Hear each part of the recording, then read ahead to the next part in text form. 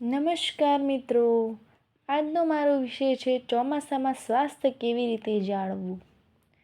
મિત્રો, ચોમાસું સૌને ગમે છે, બધાને મજા આવે છે, પરંતુ બાળકો વૃદ્ધો માટે આ ઋતુમાં ખાસ કાળજી લેવી પણ ખૂબ જરૂરી છે.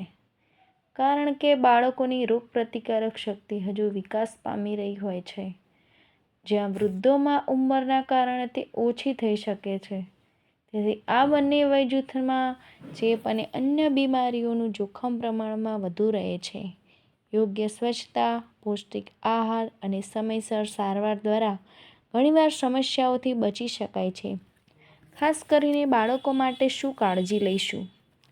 તો બહારના ખુલ્લા ખોરાકથી બચાવવું, બાળકોનું ખાસ ધ્યાન રાખવું, ભીના કપડામાં ન રાખવા, ઉકાળેલું અથવા સ્વચ્છ પાણી પીવડાવવું, વરસાદમાં ભીંજાય તો સૂકા કપડાં પહેરાવો, હાથ ધોવાની આદત પાડો, તાવ આવે તો ડૉક્ટરની સલાહ લો, જાતે દવા આપવાનો પ્રયત્ન ન કરો. વૃદ્ધો માટે આપણે ખાસ કાળજી શું લઈશું?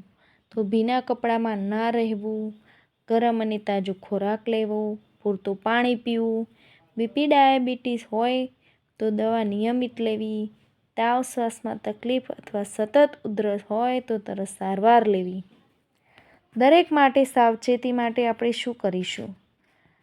પાણી ભરાય ત્યાં મચ્છર ન વધે તેનું ધ્યાન રાખવું, ઘરે અને આસપાસ સ્વચ્છતા રાખો, વરસાદી પાણીનું ખુલ્લા પગે ન ચાલો, સંતુલિત આહાર લો અને પૂરતી ઊંઘ લો. ઘરની આસપાસ પાણી જમા થાય તો વસ્તુઓનો નિકાલ કરો, જેમ કે પોટ, જૂના ટાયર આવી વસ્તુ ન રહેવા દેશો. તેમાં પાણી જમા થવાથી, એમાં પૂરા પડવાથી રોગ ફેલાઈ શકે છે. ચોમાસાની મજા માણો પણ સ્વાસ્થ્યનું ધ્યાન રાખવાનું ભૂલશો નહીં.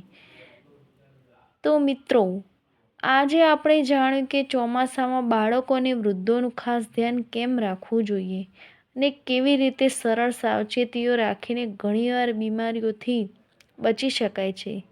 સ્વચ્છતા રાખો, સ્વચ્છ પાણી પીવો, પૌષ્ટિક અને તાજો બનાવેલો ખોરાક લો.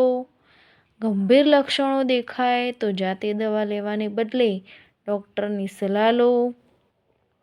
જો તમને આ માહિતી ઉપયોગી લાગી હોય તો વિડીયોને લાઈક કરો, તમારા પરિવાર અને મિત્રો સાથે શેર કરો અને આવી જ સરળ અને વિશ્વસનીય આરોગ્ય માહિતી માટે આરોગ્યવાણી ચેનલને સબસ્ક્રાઈબ કરો. વિડીયો જોવા બદલ ખૂબ ખૂબ આભાર. ફરી મળીશું નવા આરોગ્ય વિષય સાથે. નમસ્કાર. સ્વસ્થ રહો, સુરક્ષિત રહો. આવજો.